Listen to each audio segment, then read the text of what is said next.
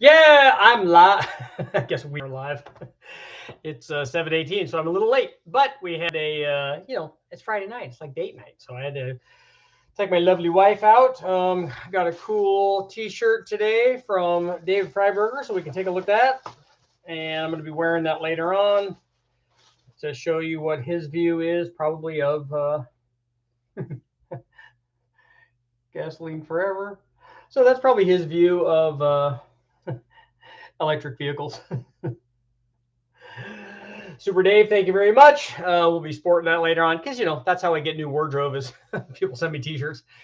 Tonight we're going to be talking about the video that I just posted, which is the long tube header test and also ignition test on the 5-liter Ford. And as you can see, when I first started this thing out, I was missing about 50 foot-pounds of torque. And unfortunately, that's not a good way to start not a good way to start the testing, because we wanted to run a bunch of different camshafts. We wanted to run the stock 5-liter cam and the E303 and the new E303 Plus from Summit Racing. And when I first put the motor on the dyno, it was not cooperating. So we went through all of these things. I tried a different carburetor, tried different spark plugs, tried timing, fuel, did a compression test. Tried all kinds of stuff to try to figure out why the thing was not doing what it was supposed to be doing. It was just way, way down on power, down low. And then you figure out, hey, wait, let's go back to common sense, which is in short supply, it seems like. Let's go back to common sense and let's take a look at the one thing that we changed. And that's an important thing in everybody out there that's doing any kind of performance upgrades on your car. If you're trying to figure something out, you have a problem, figure out the thing that you just changed. So if you just put a camshaft in your car and something's not going right, it's more likely than not, it's related to that. Now, it is possible that while you were doing the camshaft test, right at that same moment, something else was going to break on your vehicle, although that would be much less likely than you causing a problem by changing something. And that's exactly what I did. So in this test, I had run this 5-liter Ford 302 before, and I changed two things on this. This thing had been without an intake manifold for a while, and so we put on an RPM air gap, not an air gap, but a Performer RPM dual plane intake manifold, which I hadn't run, I don't think, on that particular motor before. I'd run other versions. I'd run the air gap, we'd run the Speedmaster version, we'd run a Wine version, lots of different dual planes. And the 750 carburetor, we'd run a bunch of those. But the one thing that did change, and it turned out to be this was kind of the issue, is the particular headers that we ran. Normally, when I run a 5-liter Ford, whether it's fuel injected and you can look at some of these other videos, when it's fuel injected or carbureted, we'll run the same hooker headers that we've been running for years, decades, really. I think that they're 1.5" with a 3-inch collector. They're a Fox chassis header, so they're designed to fit for that Mustang, and they're representative of what a guy would have out on the street if he was running long tube headers.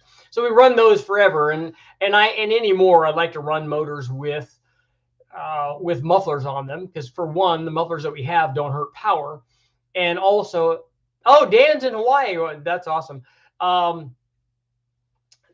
They don't hurt power because they're very free flowing, but it takes a lot of the noise away. And the noise, again, after you've run hundreds and hundreds and hundreds of dyno tests, the noise can be annoying. Not only that, but it can also be bad for you. So I normally like to run exhaust, and we do that on the, usually with the collector extensions on those 3-inch collectors. They're the 3-bolt flange.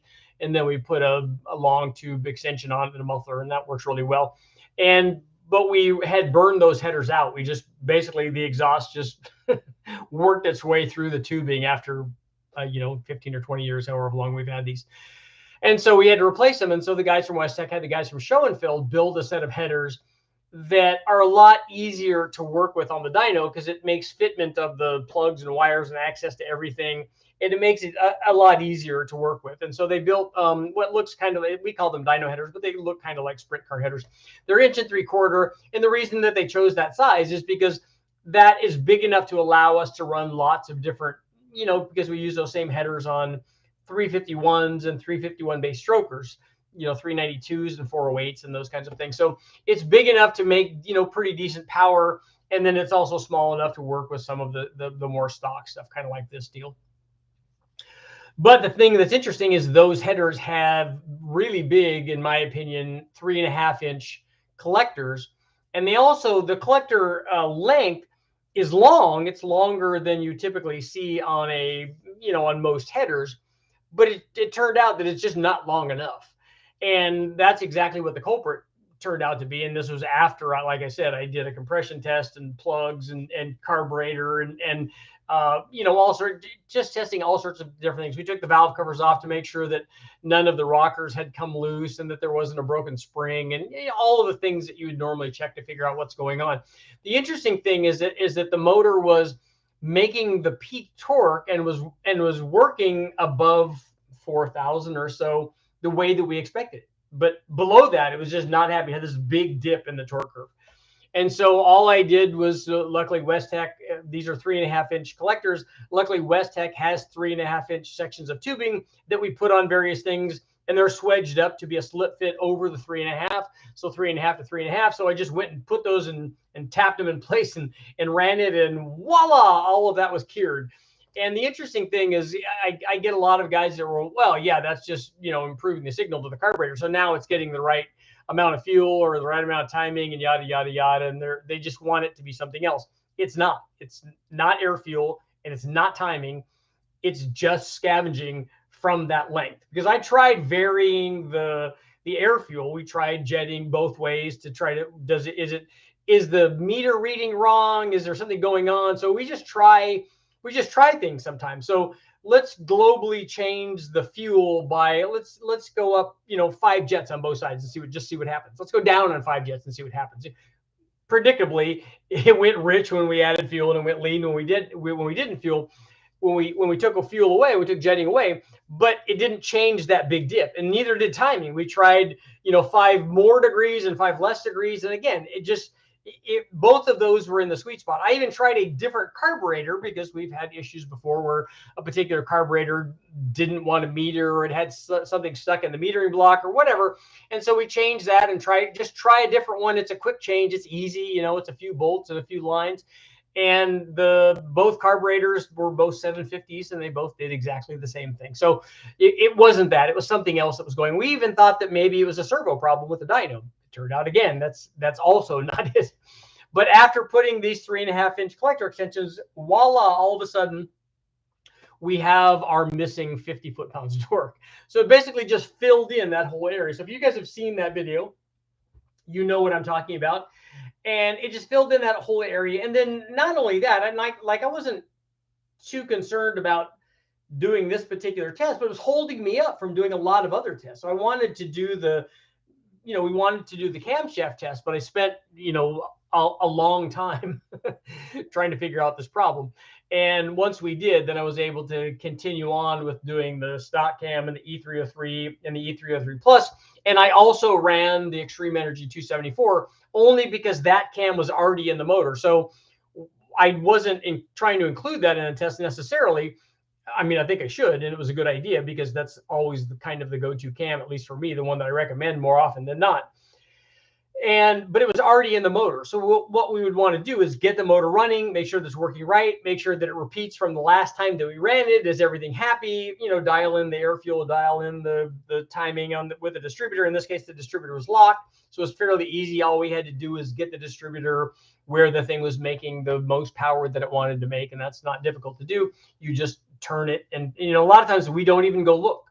We just go, okay, it's at some number. When we put the distributor in and rotate the motor and have the dampener, okay, it's a lock distributor. So that the timing pointer is roughly at 25 degrees. Let's say we stick the distributor in, line up the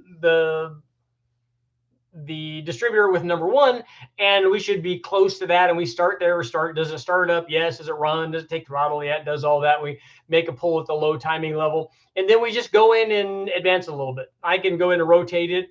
Brulet's really good at this. Okay, that's about 2 degrees. That's about 2 degrees. Oh, that one I didn't get enough of it. That might be 1.5 degrees, and he's actually pretty close.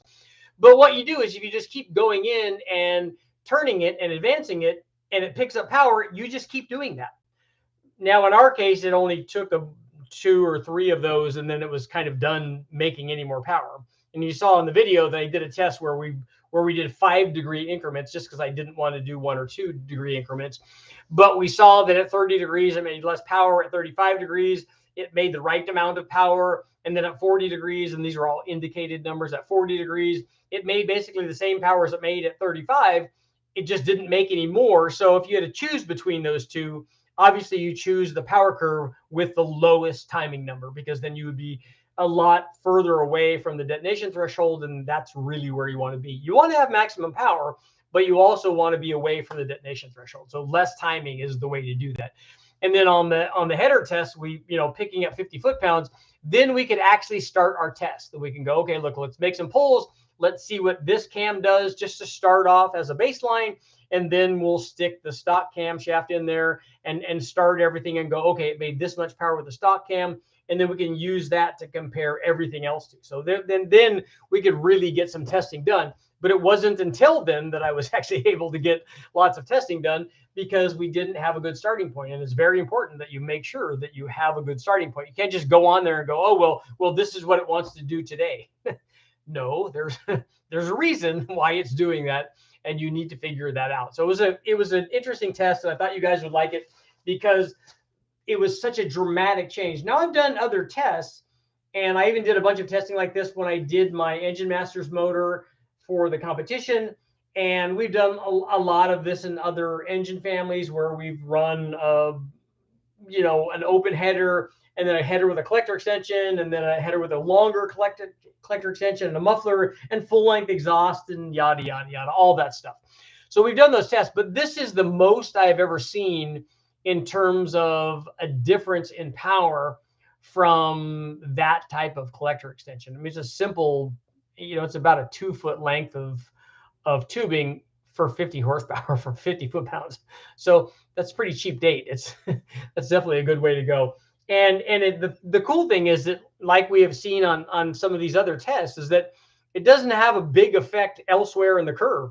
It just fills in all that area and then says, okay, after I've done that, my work here is done.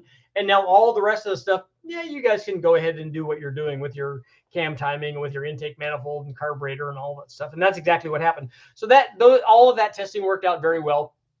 I have not posted up the 274 cam compared to any of the others yet, and I will be doing that, because what I want to show is, obviously in the discussion in that video, one of the important things is that when we run a camshaft test, whether it's on an LS or a big block, small block, or in this case, a small block Ford, when you're doing something like that, or when you're doing an intake, or you're doing cylinder heads, the gain that you would get from that is a direct function of the test motor. So if you run a camshaft comparison and the motor has everything else, which is why we get such good power gains from cam swaps on LS motors that already has enough compression and displacement and intake manifold and cylinder head flow. So when you put a camshaft in, it wants the camshaft. So this was the same situation. On this 5-liter Ford, we had decent heads. I mean, they're not the best heads, but they're a blueprint head. It's much better than a factory head. In fact, it ended up making 400 horsepower with an E-cam, which is pretty good. So we had good heads on it. We had a good intake. The Performer RPM dual plane is kind of the go-to choice for this thing. I mean, this thing ran all the way out to 6,500.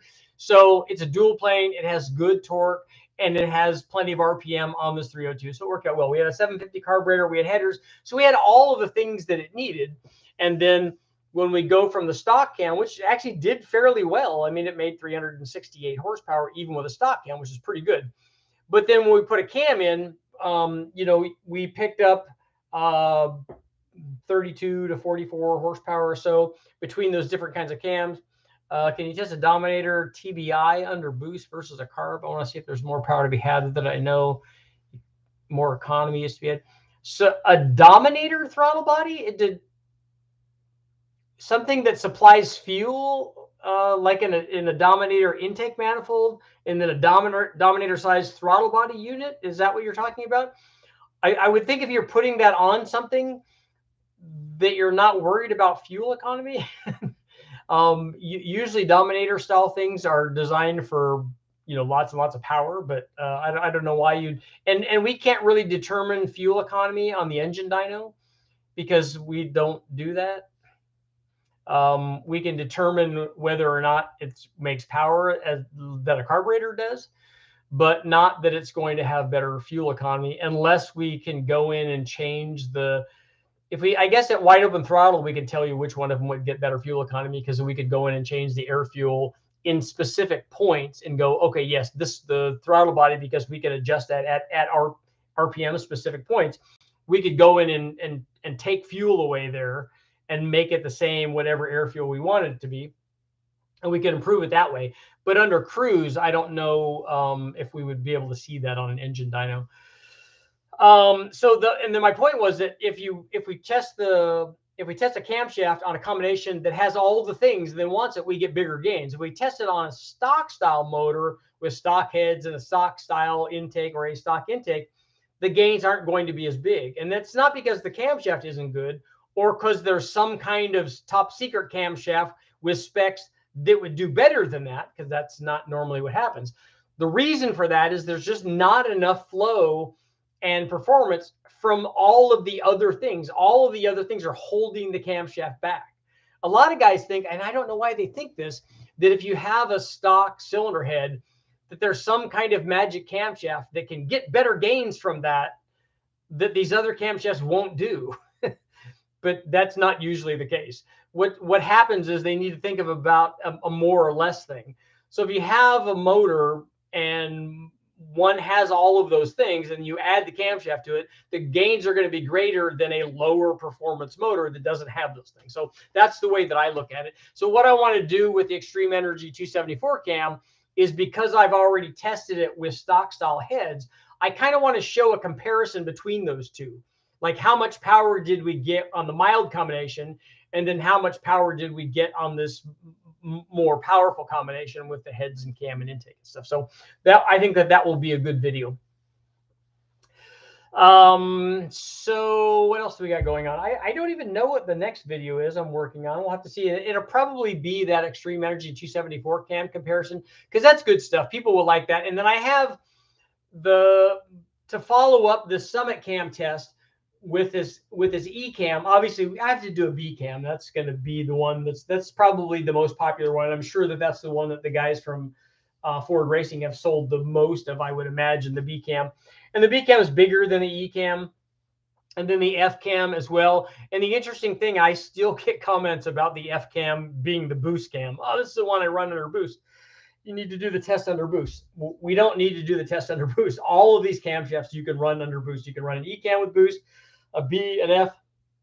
And if we see a disparity in comparing these, whether we're comparing the E to the B to the F in the Ford Racing stuff, or whether we're comparing the Summit version of each of those to each of those, and there's a disparity in the power curve like we saw with this one, where the Summit cam made more power on top, if we add boost to that, it's just going to elevate those differences.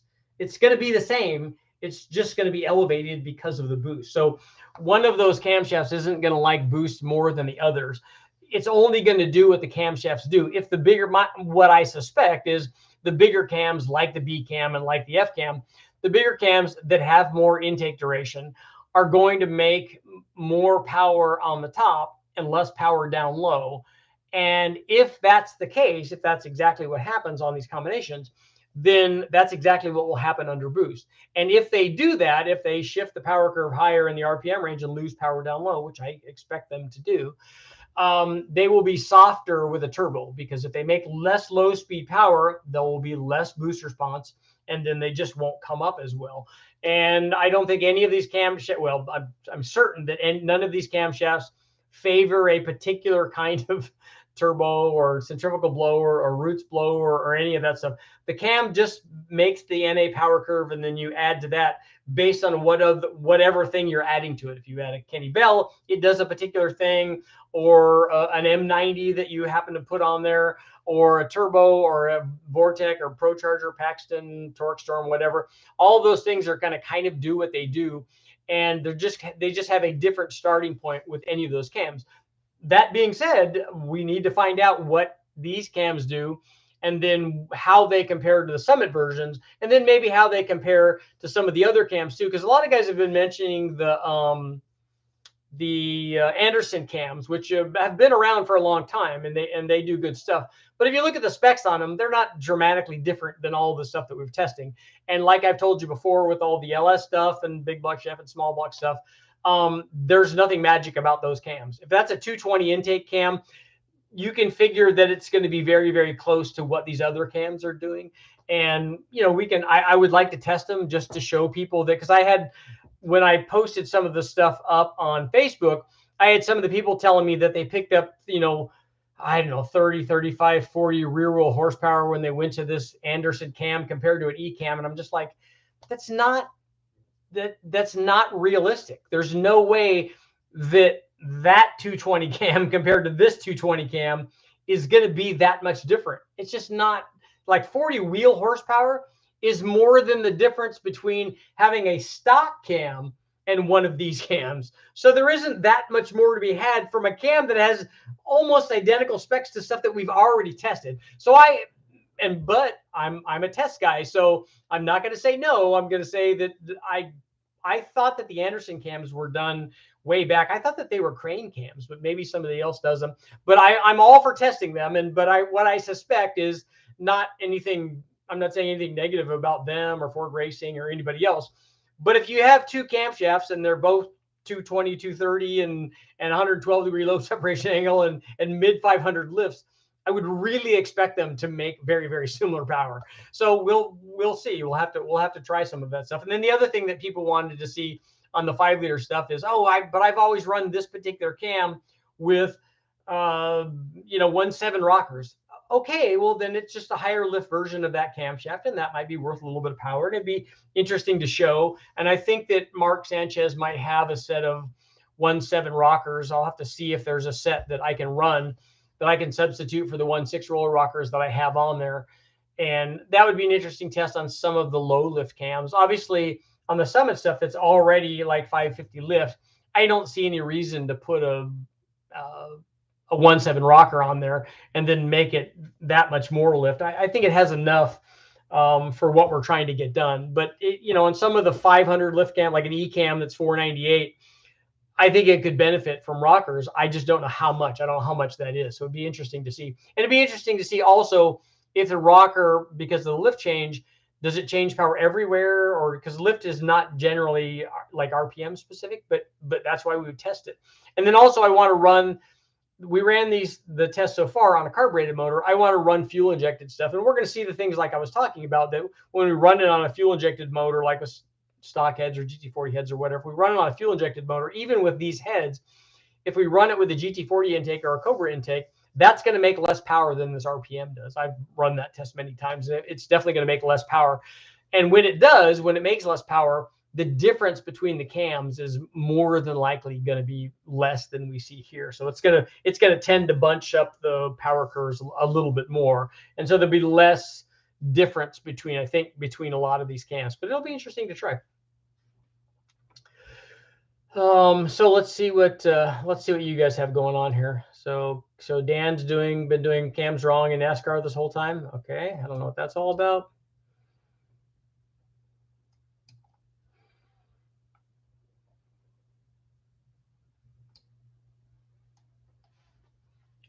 I'm just scrolling back to try to see if I can see what guys are talking about.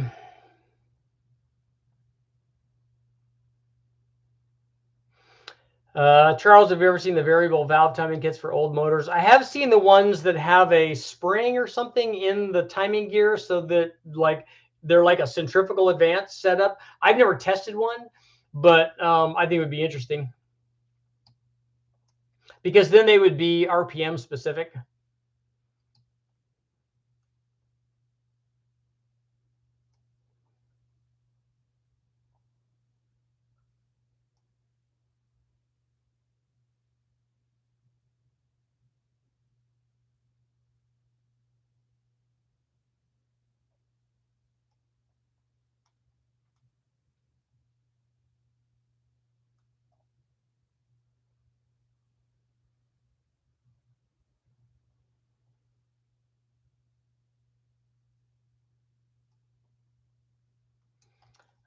B cam with 1.7 rockers. Okay.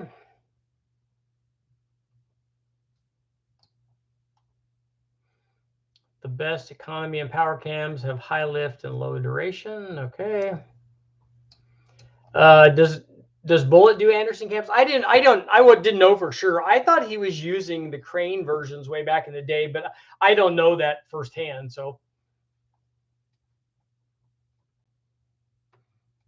how much does cam advance change things? I was told by comp that 4-degree advance on superchargers is standard. Does it affect idle or response? I don't. There's no universal amount that you do for a blower cam. That's not accurate.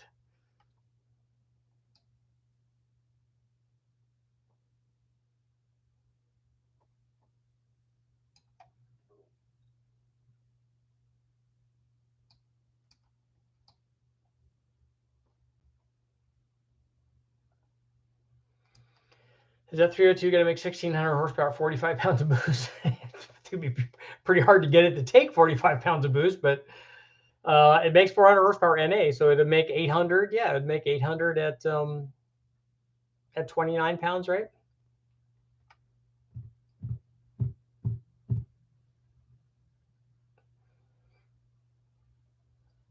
Advancing the cam makes it come on sooner in the RPM range. That's the theory, and that's typically what happens, although I didn't see that happen when we did it with the LS9 cam. So again, I don't think that that's a universal thing. I think it's a good rule of thumb. Gen 353, which affordable lifters aren't noisy. Are you sure it's the lifters? Would you change either the intake or the exhaust on the E303 cam with 172 rockers, or put 17s on both sides? I think what we would do, we might do them one at a time just to see what happens, but normally we would just do both.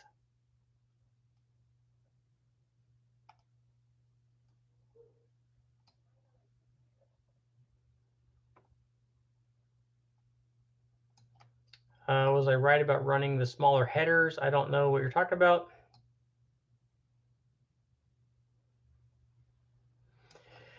If you had a Fox in need of a heart transplant, I have that because I don't have an engine in mind right now. Would you do a 351 or a 53 LS? I think that the 53 would fit better.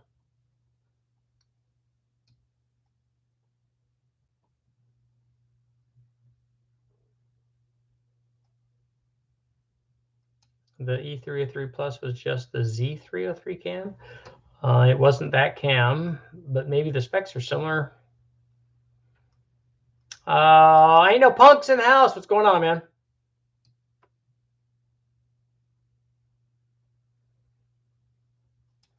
Graham, I want to make 550 to 600 horsepower with a 360 Dodge Magnum and a Torque Storm.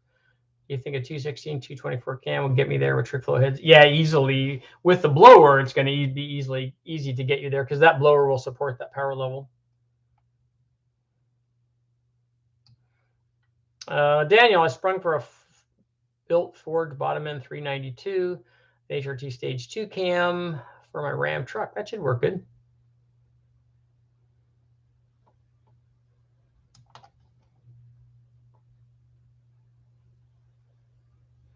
So you guys think that that's what we'll I think that will be our poll for tonight. So the poll will be, did this 302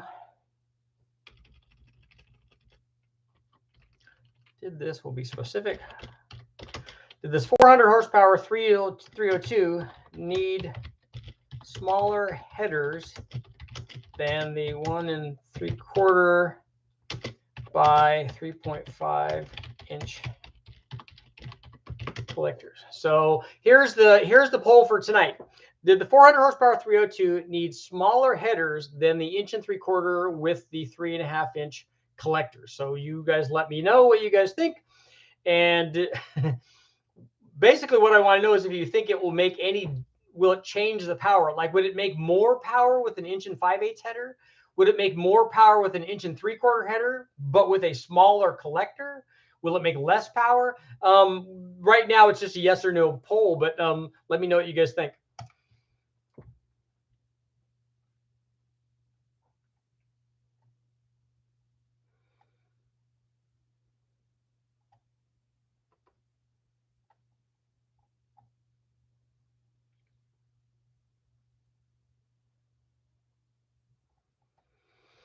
I do think a split duration cam makes more power than a single equal duration cam. I like dual pattern cams myself.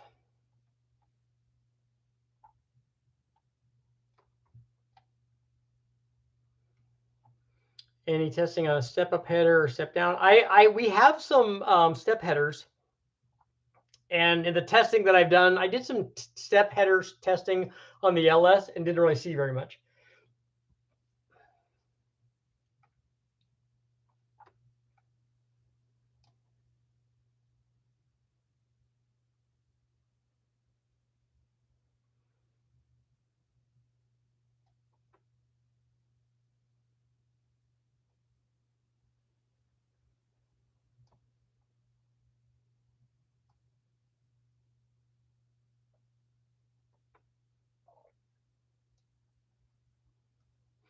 Step headers do work, so do tri-Y headers. If you're only after high RPM power, 4-1s work. If you need torque through the range, 4-2-1s are a better choice, but pricey to do correctly. So what you're saying, Dan, is that a a custom designed header for your application will work better than a generic one? Because I've run lots of 4-1 and tri-Y header tests. We ran a whole bunch of them on Honda applications, and we could do the same thing with a 4-1 that we could do with a 4-2-1 with a tri-Y. That was admittedly on a 4-cylinder, but by change, because we had adjustable headers, so we could change the primary lengths and adjust all of that, and we could get the same kind of power curve with both of them.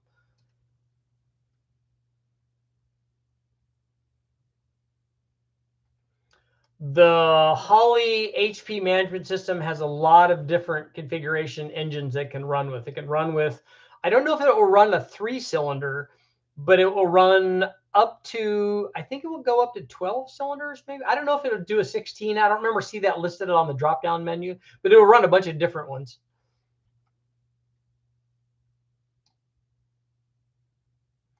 Hugh's in the house.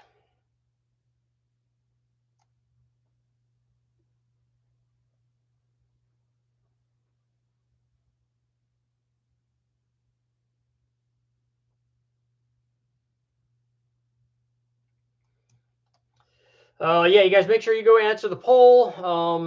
Did this 302, this 400 horsepower 302 need smaller headers? And as a clarification for last night, we were having a discussion with a couple of guys about the interchangeability of a 351 Cleveland and 351 Windsor or 302 Windsor camshaft, and they are not interchangeable.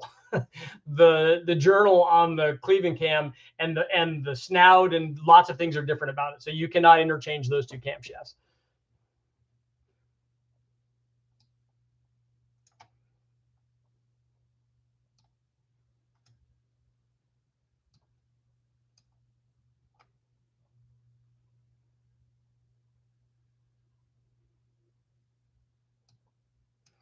Richard, can you drive your LM753 untuned after a cam swap? Will it damage anything? No. If you drive it part throttle and never go wide open throttle, it probably would be fine. If you're racing it around, you can lean it out and hurt it.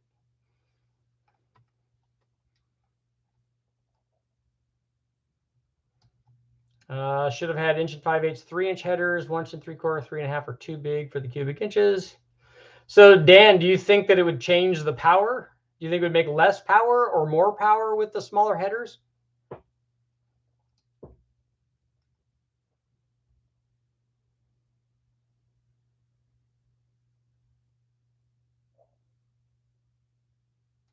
Bryce, you're running a Turbo 5.3 with a stage 1 cam and a blow-through carburetor. Do you think water meth injection is worth it? Are you trying to run that on pump gas? If you're running it on pump gas, then you might be able to gain something from the timing and stuff that you might get with the water meth injection. Although on a blow-through, you already have pretty good charge cooling.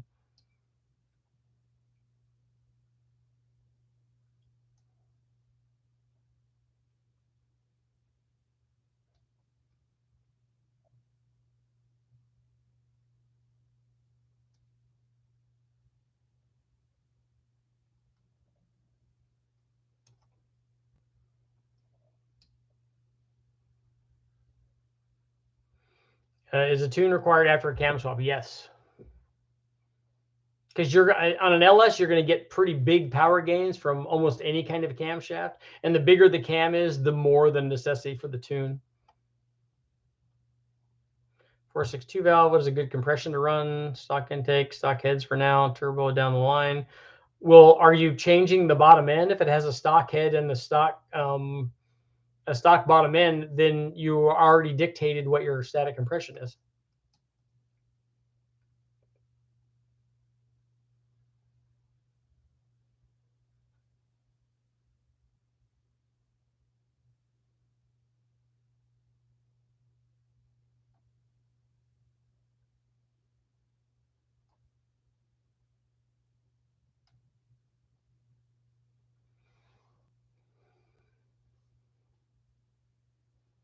I want to see what a V12 Jag motor would do with dual quads and a decent ignition. So you're going to take off the EFI manifolds and put 2 carburetors on there. That stage 2 cam is a 220 230 on the Hemi cam. I've run that camshaft, works pretty well.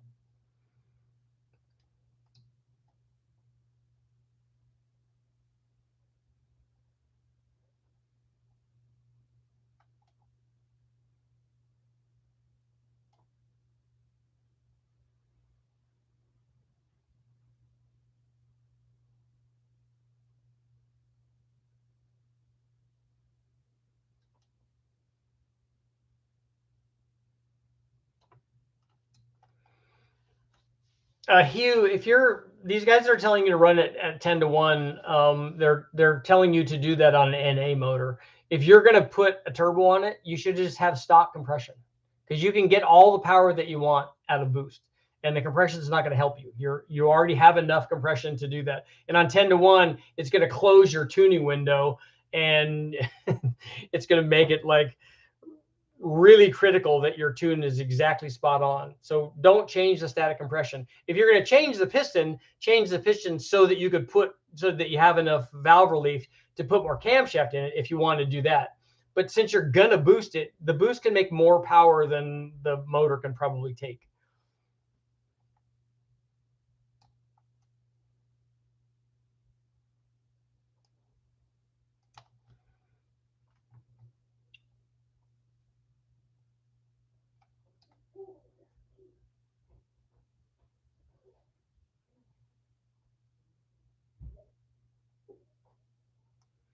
It'll make the same power, smaller headers, but will improve the mid-range.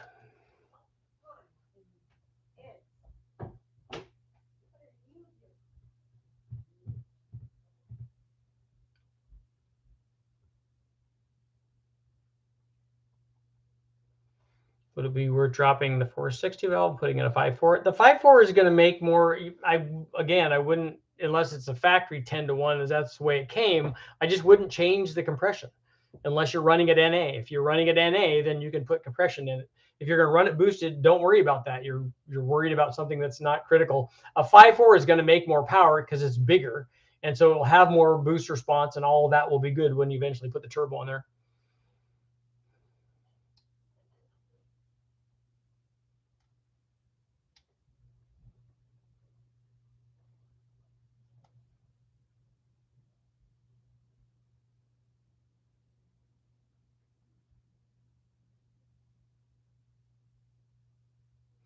What about meth injection on a high-rise intake on a 302?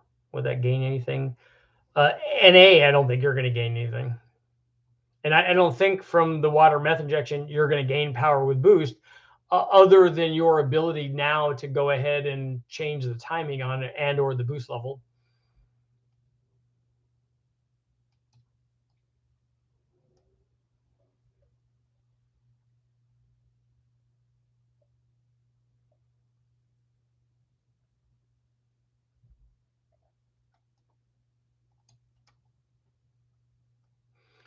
Bryce, I think I would put the nozzle before the carburetor.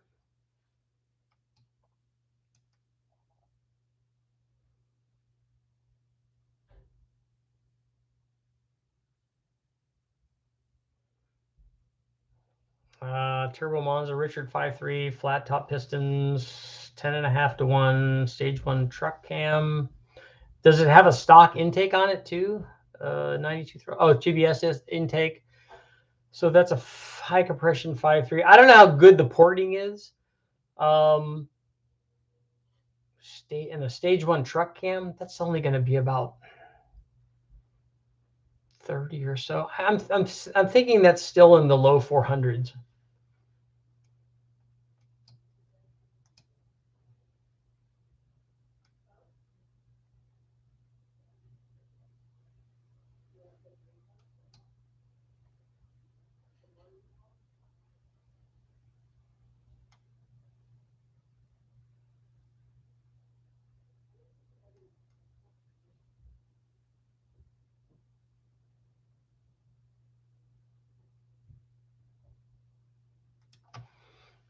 Turbo Monster, you guys are running 16 pounds on 91 pump gas? That seems like a lot.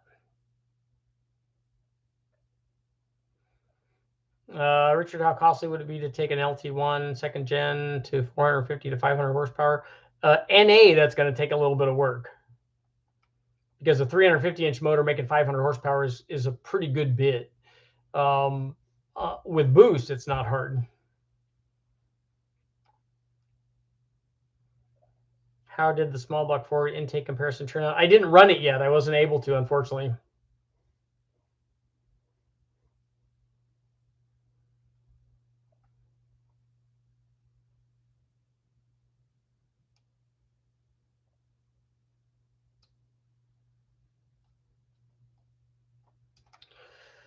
You said more camshafts coming with the GT40 or P heads. Yeah, they're probably, I think the heads that I have are GT40 heads, and no, they're not ported. They're just stock from the wrecking yard, because that's what more people would have.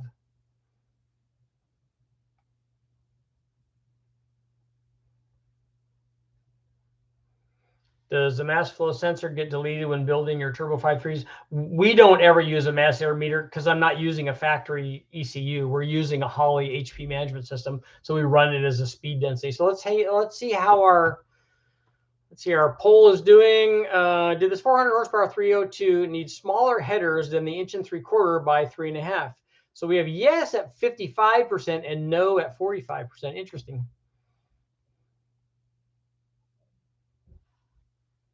Have you ever tested GT40 versus GT40P heads back to back? I think I did on the big head test.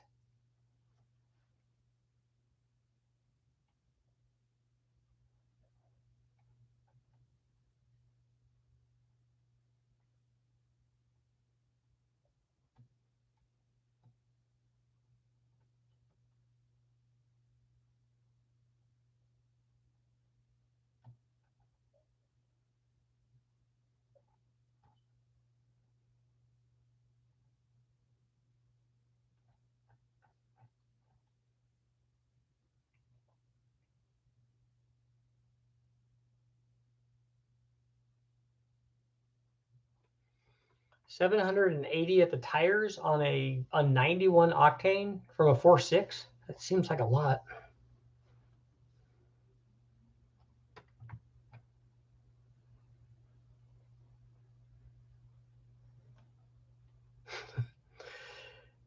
Yeah, I know how you feel, Dan.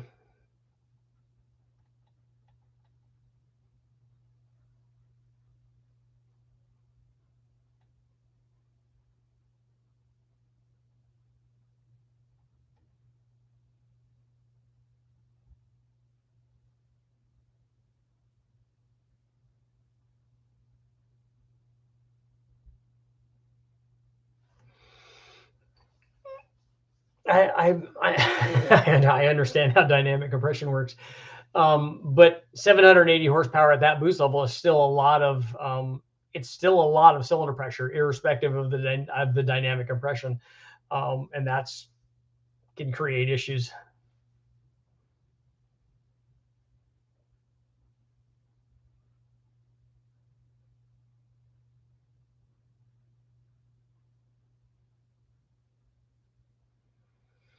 Back in the day, I built a 408 Windsor truck engine, ran out of money, so I got GT40P heads. Okay, made like 305 wheel horsepower. Those heads will make more than that. I'm surprised.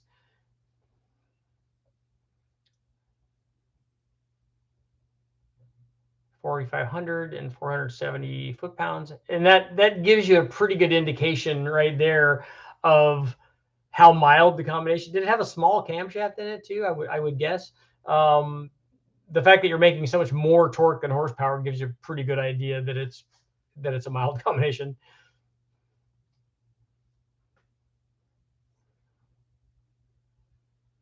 You were thinking of the twin turbo TA, Dan. There wasn't a twin turbo. The Grand National motor was a single that was in that Trans Am that he's thinking about is a single turbo, and then so was the earlier turbo Trans Am.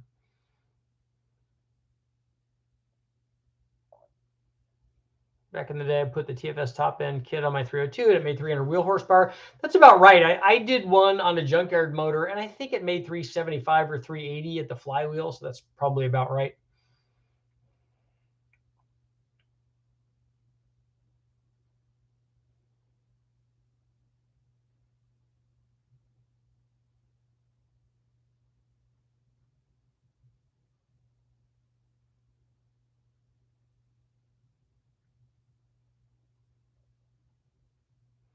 Yeah, Jim. So Steve at Power Trade, Steve's good people, and his wife and Ed and all those people down there. I did a lot of stuff with those guys back in the day. Really, really good guys. And yeah, the saying that the E-cam wasn't a blower cam is just like saying that it's not a turbo cam or that it's not an NA cam or that basically it's not a cam because it does all those things.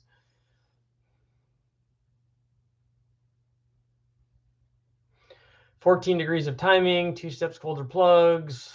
Guess their water to air intercoolers were used." Okay, all of that would certainly help.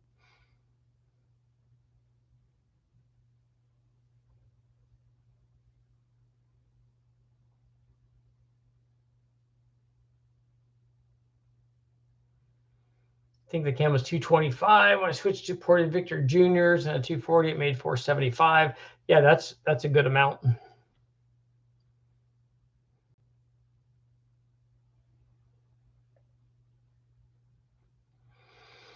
I got to race against one of those turbo Trans Ams, both in the Silver State and up at the Virginia City Hill Climb in my Mustang and my supercharged Mustang. It was pretty fun stuff. So where are we at? So our poll is at 50-50. So half of the people think that, and we have 87 votes. We got 121 people here. You guys got to step up in your polls. Come on. Oh, now the no is taking the lead with 51%.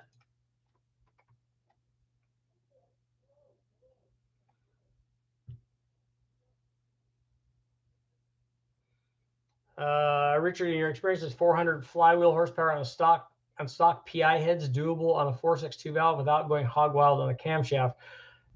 I've never done that on anywhere near that on stock PI heads unless they're ported, and they would have to be fairly heavily ported. The motor that we put together that did 400, it did 406 or 407, was the 274 heads, a PI intake manifold, and it had the AccuFab throttle body and stuff on there. It had long tube headers, but it was a non-PI short block, so it had higher compression, but it had ported PI heads on it.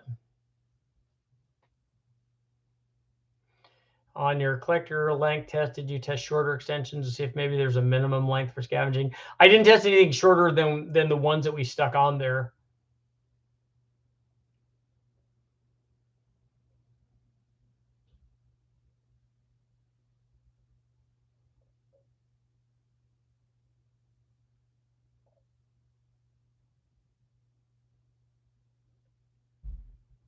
My vote on the poll is I honestly don't think 1 5/8 headers would do anything for this for this motor.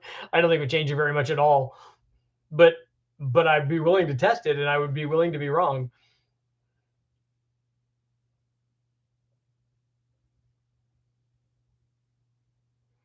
On a small block 383, would you recommend a World Products intake? I don't know that I've tested a World Products intake on the small block or a single plane, and I would be less concerned about those two particular ones rather than I would be normally.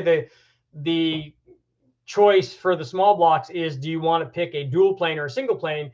And that's what's going to determine that is what the rest of the combination is and what kind of RPM range you want to run it. Is your 383 like a mild cam, good head, dual plane kind of sub 6,000 RPM motor? Then I would pick a dual plane.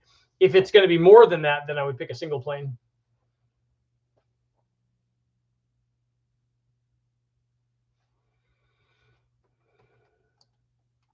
On that 5.3, I asked about the guys hoping for a good street cruise engine at about 425. Then add a Gen 3 7875 non-intercooled to make 650. Why would somebody want to run it non-intercooled? And I suppose it's non-intercooled also on pump gas too, right? It's just like doubly bad.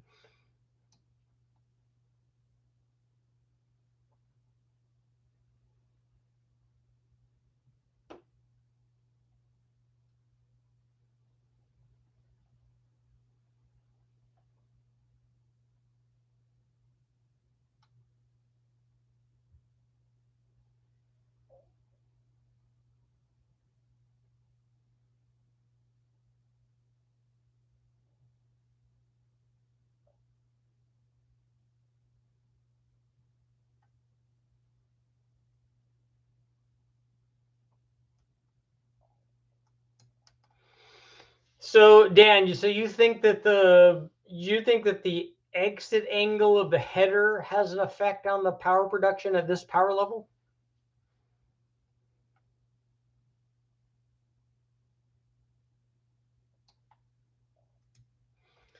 You guys are talking about tune port motors, and I have a video up where we tested all the intake manifolds for tune ports. The way to make a tune port motor rev more is to take a bunch of runner like that out of it. So you could use the Excel Super Ram, which made the runner shorter. Porting or putting bigger tubes on that did very little for the effective RPM range. Camshafts even did very little for effective RPM range. You can help it a little bit, but what you wanted to do was, if you took the tune port off and put a dual plane on it, that made a big difference in what the motor did. What you wanted to do was if you put an LT1 style or the mini ram or the stealth ram that I showed you the videos on, if you change the runner length of the manifold, that design, then you could shift the power curve higher in the RPM range. But you did trade power down low because the tune port, the long runners of the tune port were very, very torquey.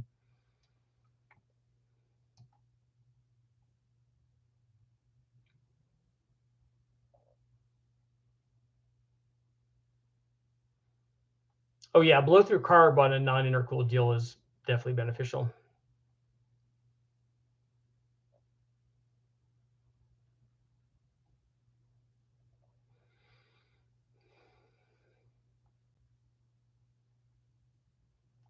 I've seen guys put headers on a stock engine and lose torque.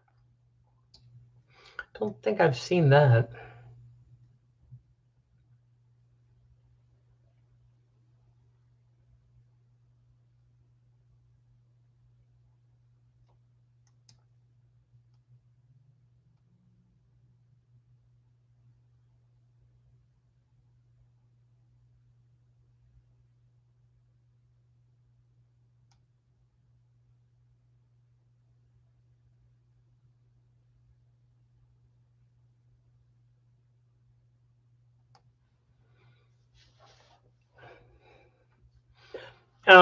After you get to a certain point in the collector length on these exhausts in our testing, once you extend it to a certain point, it doesn't do anything after that. The only thing that happens after that is if there's just two equal pipes and no cross pipe or anything. If you just extend the pipe length, once you get to a certain point, there's no more reflected wave changes. All you start getting into then is flow changes in the exhaust. So you can reduce the flow of the exhaust. You can change that if you then pair those two and connect them at some point. But when I did the test of a full exhaust versus our optimized exhaust, just like a 3-inch piece that was probably, I don't know, 3 or 4 feet long and then had really high flow mufflers on there, the difference between that and a full exhaust, a full catback all the way out at 2.5 inch, was also a smaller exhaust, I think was about 10 horsepower. But that's just, there's a restriction in exhaust flow from having that much tubing basically and that type of muffler. After a certain point, you don't get changes in that reflected wave from the scavenging.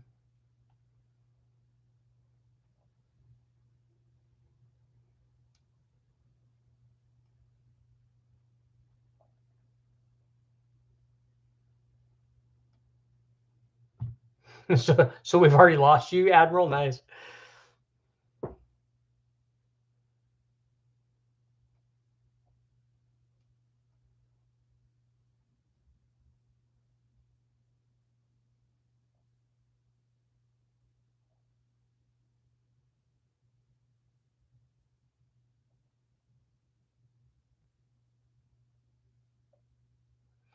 I installed the throttle body airfoil. Didn't know if it did too much. It does improve the flow rate of the throttle body, but the question is not that. The question is does your motor take advantage of that? Does it need the extra airflow?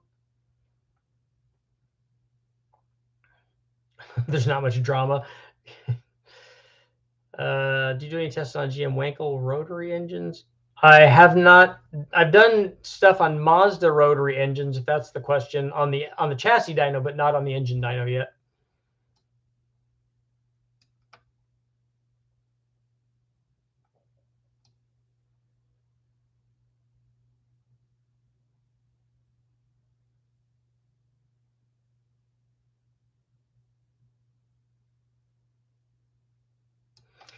Have you ever heard of GM's cam and a cam variable cam timing system for overhead valve V8s? It allowed them to make changes to change the centerline angle between the intake and exhaust lobe. So you have the lobe is like the exhaust lobes are on an inner cam and the intake lobes are on another one, and then it allows them to rotate. That makes sense. I thought that I did see that somewhere, but I haven't seen it. I haven't seen it actually run, but I thought I remember seeing that somewhere.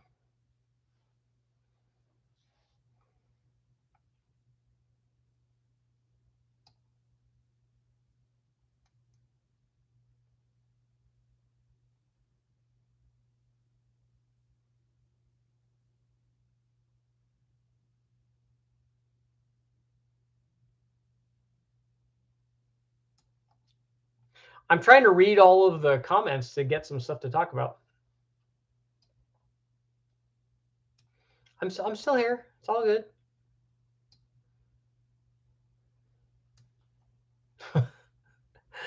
So now people are trying to bring up stuff that I could that would cause some problems.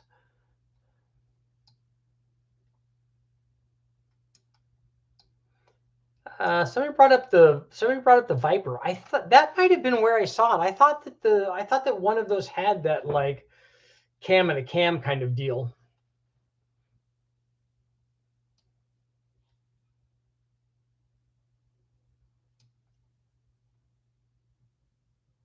Richard, what are your thoughts on the fellows that did the inline 6 and just got over 800 horsepower before it let go? They mentioned you in the video I saw.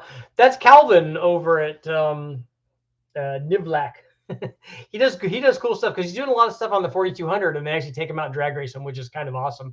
I think probably I can't wait till he takes it apart because I want to see some of the pistons. I suspect he broke a ringland because the motor was untouched.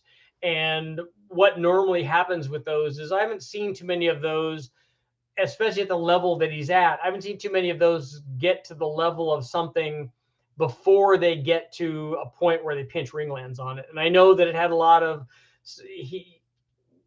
guys will say that, oh, well, this had a whole bunch of miles on it. Well, but you didn't open it up, so you still don't know what the ringland is. So you don't know what amount it has. And then when they were running a lot of boost on, they were making a lot of power, which is awesome. Like I said, I fully expect that motor blew up because of ringland damage and not because of something else. But take it apart and see if all the rings and all the pistons are all okay and it's just broken rods. Well, hey, you broke a rod. I would kind of be surprised if that happened, though.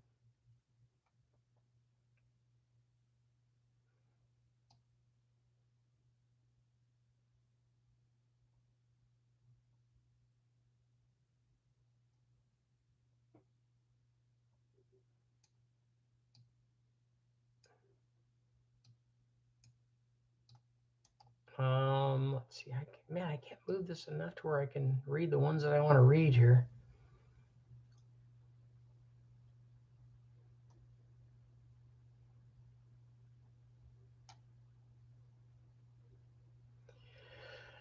Richard, do you think decently ported PI heads and a lightly ported trick flow street burner with custom headers will make it easier to achieve 400 flywheel horsepower on my 2-valve?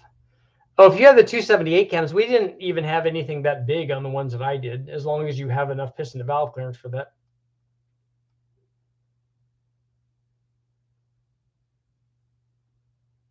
Freiberger, Dulcich, and Holdner have too big of egos.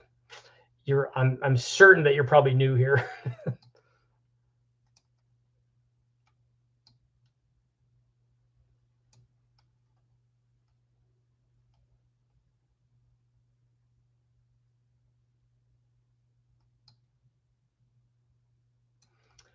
So it is on the Mopar V10. Okay, I thought I remember seeing it.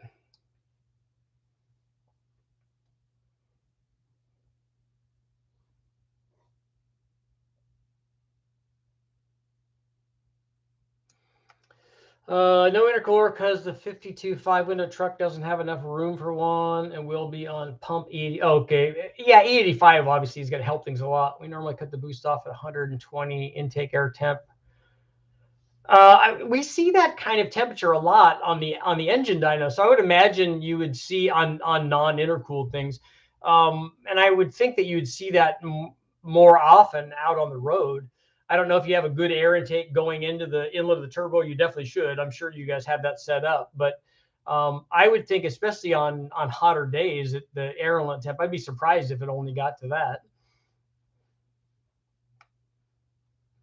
You should compare a Wild 347 versus a 5.3 LS. I'm trying to think of what I think I've had 347s that are up near 500 horsepower. I know it's capable of making more than that, but I think that's where I've done on the builds that we've done.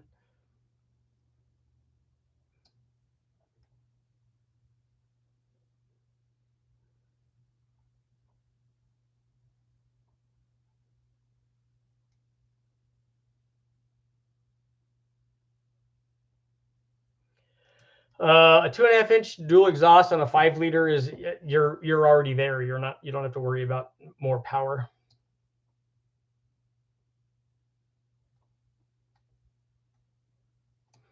Header tube diameter for a 331 small Ford turbo system.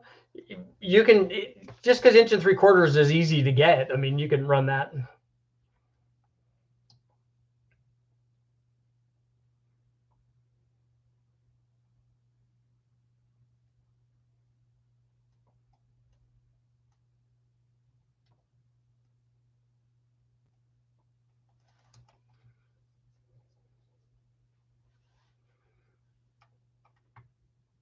Why, if you're like loving Uncle Tony and you're hating everything that's here, why are you here then? I don't understand that.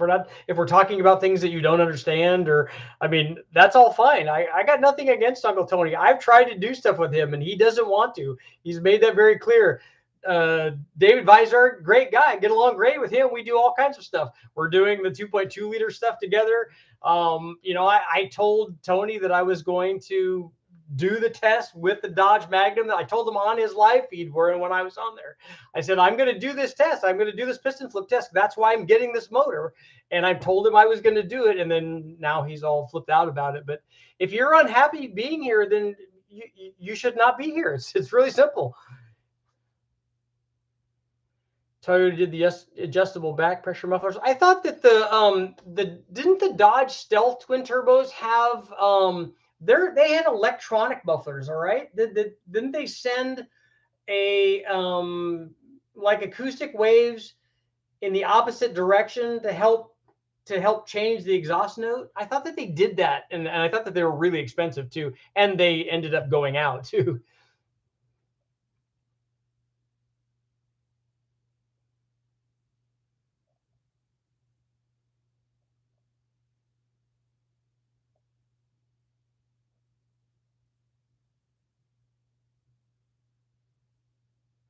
I think when we ran I think all of the big bang stuff that we did on the LS, I think that those are all 1 3/4. But again, I didn't make those, and they weren't anything special. They're ones that just came from, they were offshore headers that we got and put on the motor.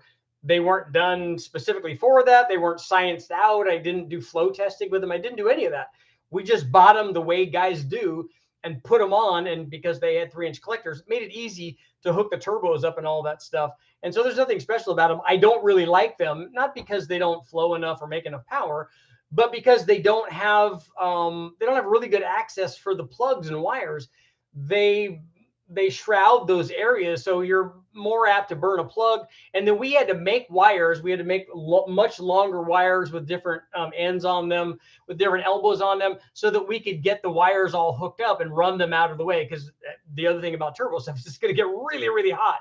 So where you had enough clearance on an NA motor, on the turbo stuff, especially if you're running it for any extended period of time, it gets really hot and it's going to melt stuff. So you want, if anything, on the turbo stuff, you want way more clearance, which is why I really like the stock exhaust manifold stuff. So when I run now, I just have the stock exhaust manifolds for the LS facing forward, and then we made a Y pipe going into the turbo, and then I even made it with a 3-inch V-band so that we could run whatever kinds of turbos I want on that. And that setup works really good, especially where we're testing not absolute stuff like we're trying to get, 12, 1500, 2000, whatever kind of horsepower, but anything in the sub 1000 horsepower range, that's a really good setup. And now we're going to do the Fowler, his exhaust manifolds, which will be cool too, because I think that those have every bit as much clearance for the spark plugs and the wires and stuff. They're not going to burn anything. I'll be curious to see. I'll be curious to test the difference if I can make the same configuration with those exhaust manifolds versus the truck manifolds to see if there's anything there. I don't expect that there's going to be, but it would kind of be interesting to see, because in a lot of these things, once you get enough flow rate from the exhaust, if you don't make it really, really restrictive, the cork in the exhaust system is almost always the turbo, getting that exhaust out of the turbo, because the flow rate of that is going to be less than it is with the rest of the system.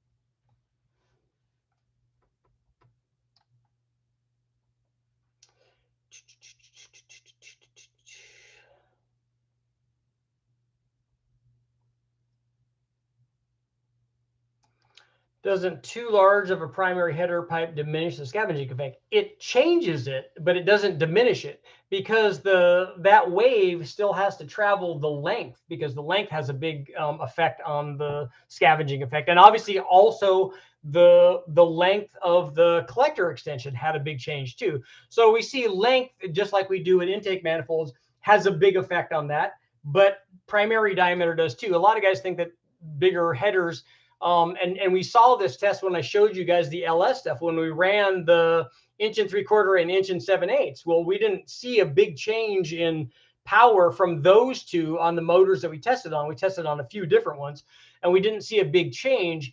And you would think that there would be this massive thing. Oh, there's a, and then what I should have done was, because I think that we have a set, is I should have added 2-inch headers to that also, especially running it on a milder combination and then running it on something that's 600 or 700 horsepower NA, or even more than that would be even better, where we could actually take advantage of maybe what the 2-inch does. But the interesting thing is, what happens when you run the 2-inch on like a 5.3 or a 4.8?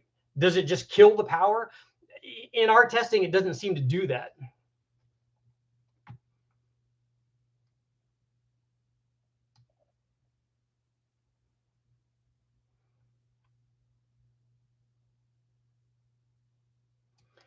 Do you think a stock bottom end with a, I don't know, a K price 274? I don't know what that is. Cam performance heads, Vortex supercharger, E86, BBK long tubes. Yeah, you can easily make 500 with that, because as long as the blower that you choose will support that, which almost all of the Vortex will definitely do that.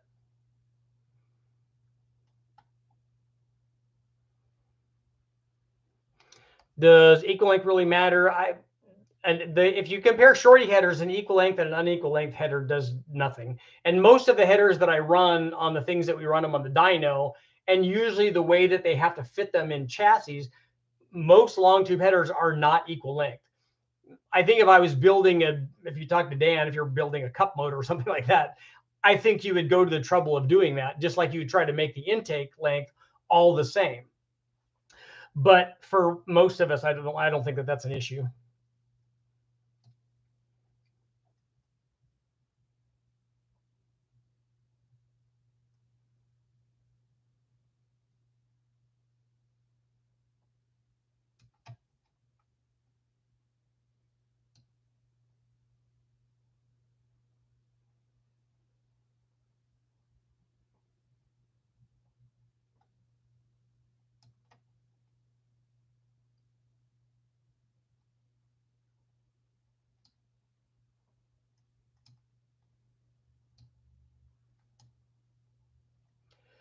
As manifolds get real expensive.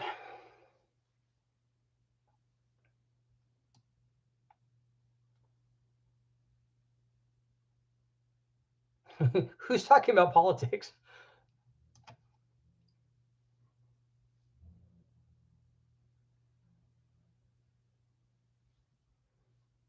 It's not a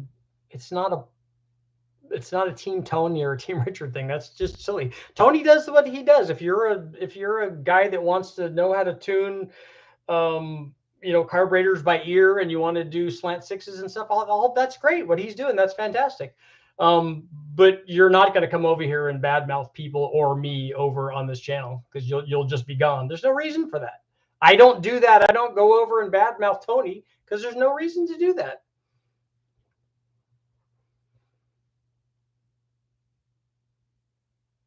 Did anybody ask about zoomies? Not a lot of reflected wave, I think, happening with zoomies. I think that those are basically just trying to get all of that like madness out.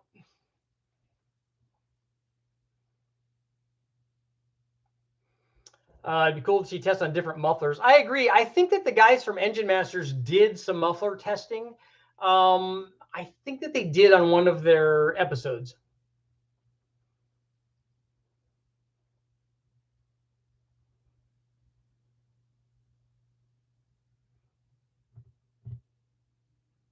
Yeah. And they do add downforce. That's exactly right.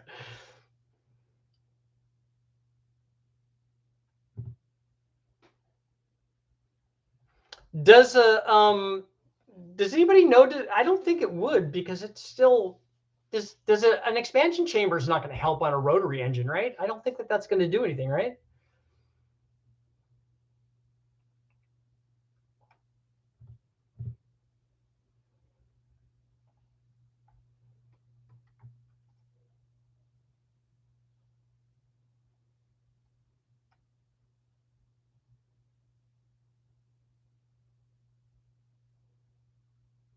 The reason that top fuels have zoomies and not collector extensions on them is because they're trying to get downforce, and they don't have any shortage of power with a top fuel motor.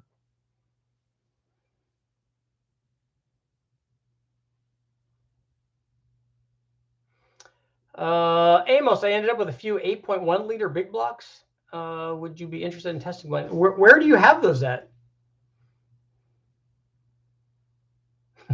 Can we talk politics? I didn't know that was on the table. Seat of my pants Dyno says that flow messers feel better than the Jegs knockoffs. Nice. Can you test zoomies? Zoomies on the motors that we run should make less power than a scavenge like long tube header, I would imagine. I think zoomies, I would expect zoomies to be a lot more like a shorty header, but maybe not. Tim, what was your lifter question? I don't know what low price lifter, if that was your question. I don't know what low price lifter to get.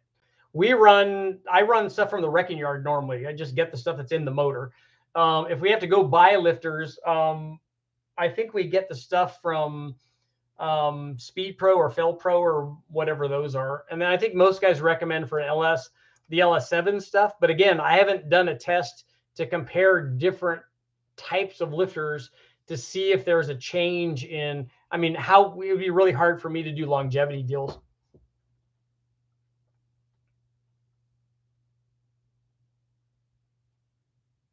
Oh, they're in Tucson, Arizona. Nice.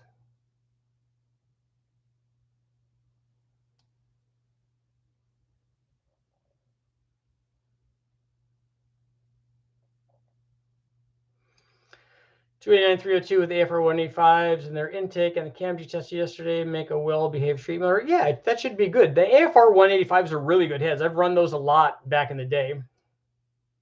Expansion chamber testing. I don't know that if we have something to run that on. I did run an expansion chamber on my GoPed, which worked awesome.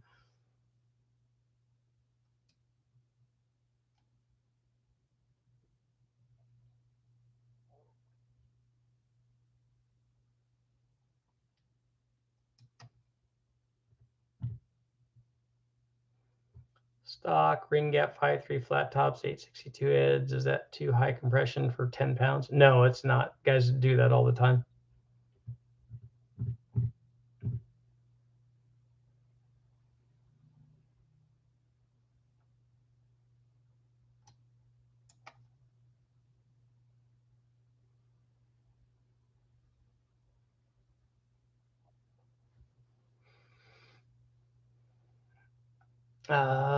Aaron, what was Aaron's question?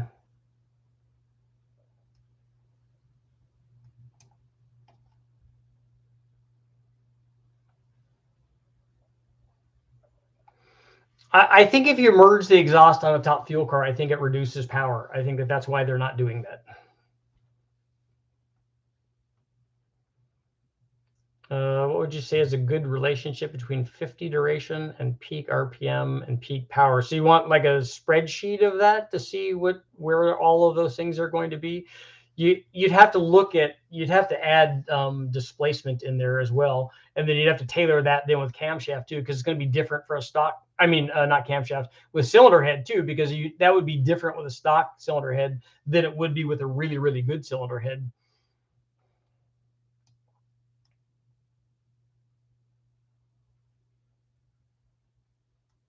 Yeah, if you can send me an email, that would be great.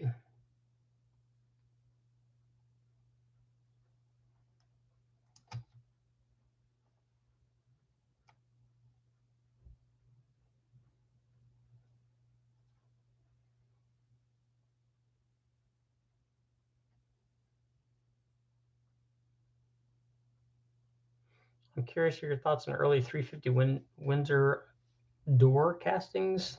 I've worked over max flows out at 550. So does it stop? Does the head stop flowing at 550 lift? Is there any reason to lift higher? Yeah, you don't have to have your camshaft only go to whatever the peak head flow is.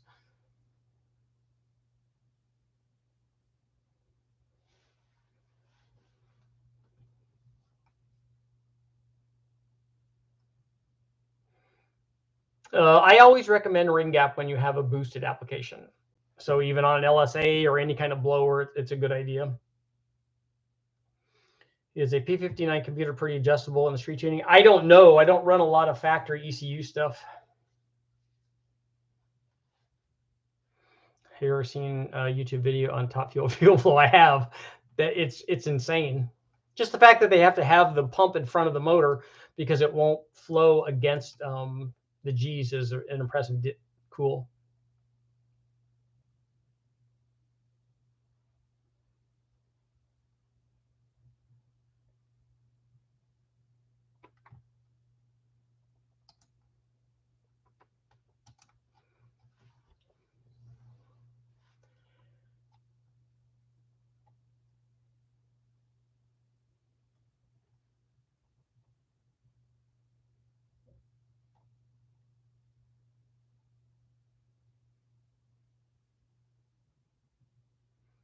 I like the Stan Weiss stuff. I go to that the head flow stuff all the time. How would I check back pressure in a downpipe? On a turbo application, what we do is we drill and tap it and put a fitting on it, and then we run a piece of aluminum tubing, like you do with a brake line or something, with a with a flared fitting on it, and we run a spiral piece of tubing. You can run copper or aluminum, and then we run that to our the sensor on the dyno, because we're trying to get some of the heat. Obviously, we don't want to overheat what we're connecting it to, but that will give you an idea of what the pressure is there. You should be less concerned about the back pressure in your downpipe than you should be about the back pressure between the cylinder head and the turbo.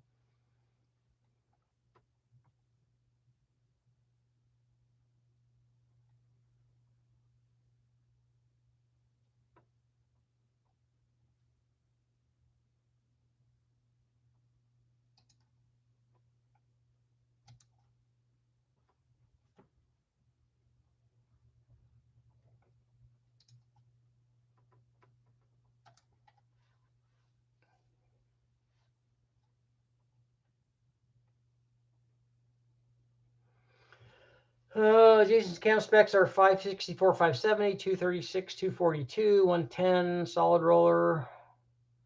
Who's asking what intake to run? So what? Oh, was that the 383? We get a lot of questions. If that was a 383, that's a good size cam.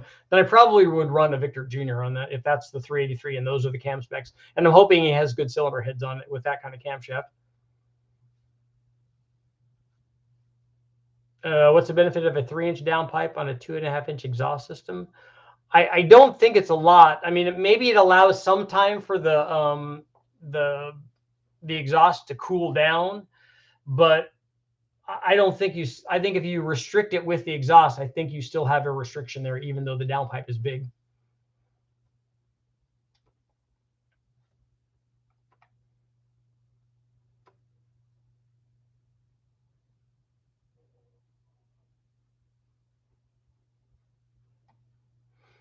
Inverted 45 flare. You can put whatever you want in as long as it's sealed. As long as you have the tubing sealed to the fitting and there's no leak, and you have that pressure going to your sensor, and you could do other kinds of sensors too. That's just the way that we do it.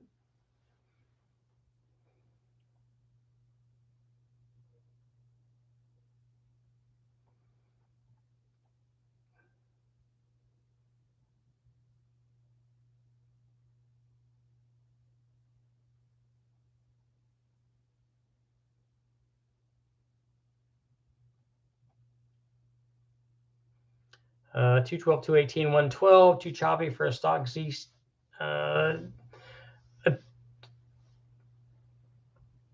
What size, Mr. Joker, is a Z71? Is that a 6-liter? If it's a 6-liter, you might get away with that camshaft on a stock converter. On a 4.8 or a 5.3, you might need a converter on it.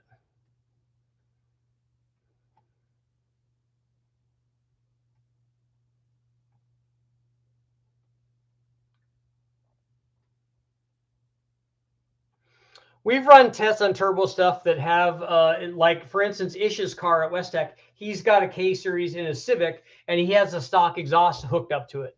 And it definitely hurts power. But he has the same size downpipe.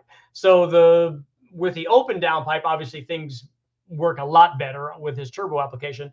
But because it's restricted with the stock exhaust and it's a lot smaller than it needs to be, it's still a restriction, even though he has the big downpipe.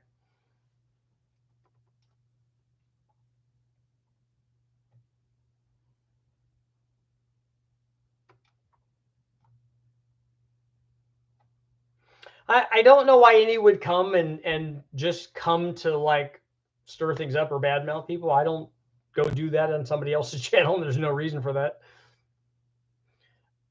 West-Tech does chassis dyno tuning as well.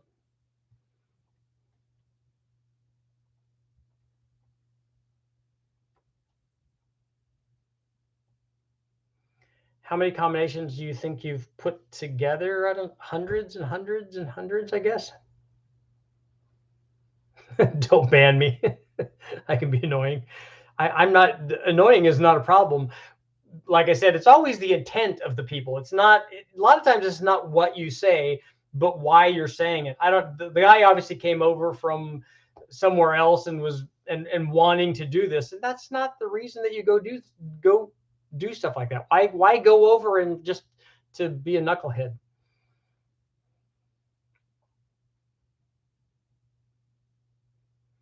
West-Tech only has one chassis dyno. They have 2 engine dynos.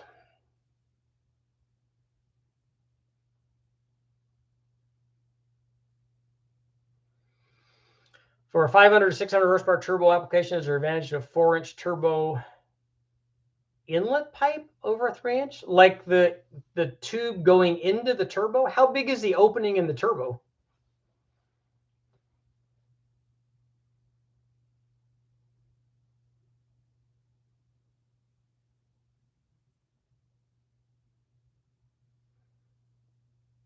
I asked about 706 heads on a 6-liter last week, which I expect from a 6-liter with a BTR Stage 3 truck cam over my current 5.3 with the same cam.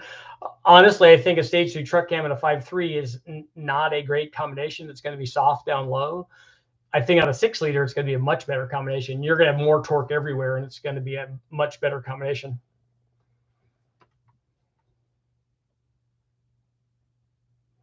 At what boost pressure should have the block and heads O-ringed? Don't worry about it. I haven't ever done that, so I don't know what that number is. How about talking about transmissions that handle horsepower? I'm not a transmission guy, so I'm not really the guy to talk about that.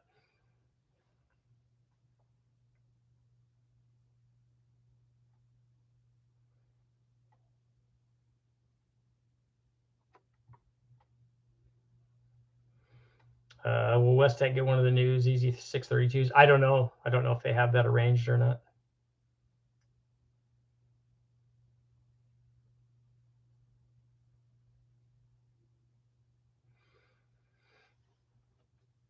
As long as the inlet is not restricting the inlet of the turbo or the like diffuser openings that are on the side of the wheel or any of that, it should be fine. Just test it. I mean, test it and see if there's a difference in power. Those are the kinds of things that you definitely go do, on the chassis dyno. If you go to the chassis dyno, it's easy to hook up stuff like that. You don't have to configure it so it works in the car or anything. Just mount it. The hood's open. Just mount it so it sticks out of the hood. Try a 3-inch piece and then try a 4-inch piece and see if it does anything. See if it makes a change in boost. If it does, you go, oh, okay, well, I need to figure out a way to make all of this work. But for 500 or 600 horsepower, I don't think that would be, well, for 600 horsepower, 3-inch inlet, I don't think is enough.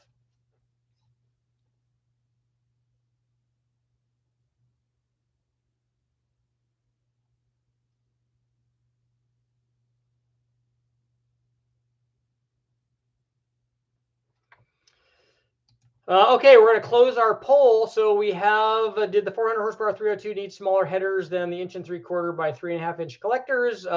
It's almost split even. It's 49% yes and 51% no. So that will end our poll for tonight.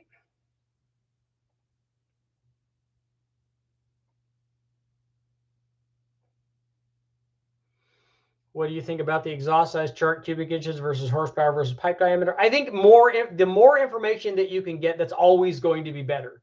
So none of these things that people put up are ever absolutes. That's why people do testing. That's why they do engine dyno testing and chassis dyno testing and street testing and track testing and all that stuff, because they find out what really works. And those kinds of things, I've never seen any kind of simulator or any kind of calculation that tells me that this thing will always work exactly perfect.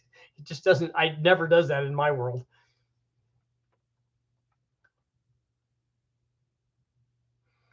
Dan, what size are the headers on cup cars? On a 358-inch cup motor, what were those guys running?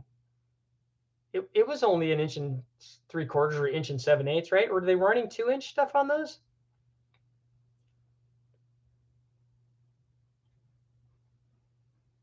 Science by democracy. Wow. Throwing shade at polls, man.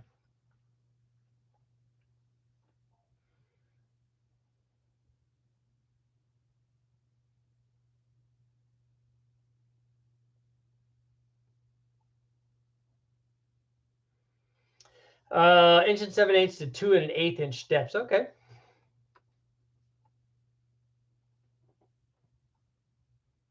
I did not go to Pomona for the Winter Nationals.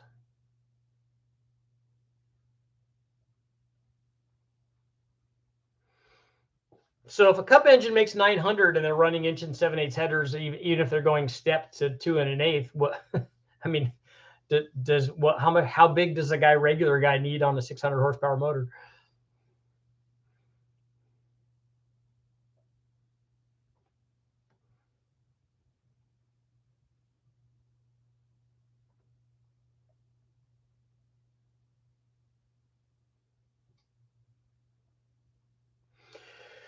Okay. I never saw a cup engine make 900 horsepower.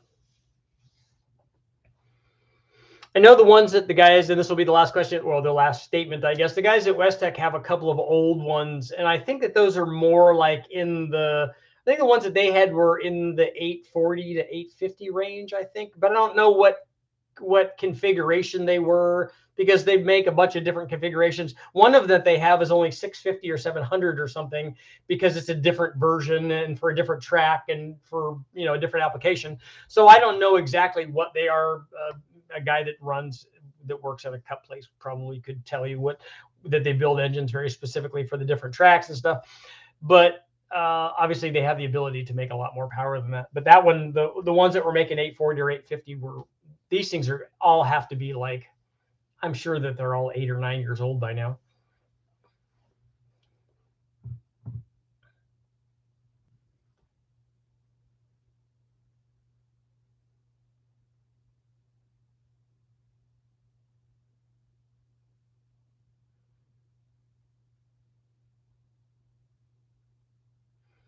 You ever tested 305 heads on a 350 for low end torque? I have not run that test. Okay, guys, it's Friday night. You guys need to go do stuff. You guys gotta go. Gotta make it happen. It is Friday night, right? Is it Friday or Saturday? I think it's it might even be Saturday. I just lose track of the days. So hopefully everybody's gone to watch the video of the header test, and then also of the camshaft test on the 302. Some more information obviously coming up tomorrow. Thank you guys all for showing up, and for most of you for being nice. Obviously not everybody, but he's not here anymore, which is awesome. Thanks, guys. I will see you all tomorrow.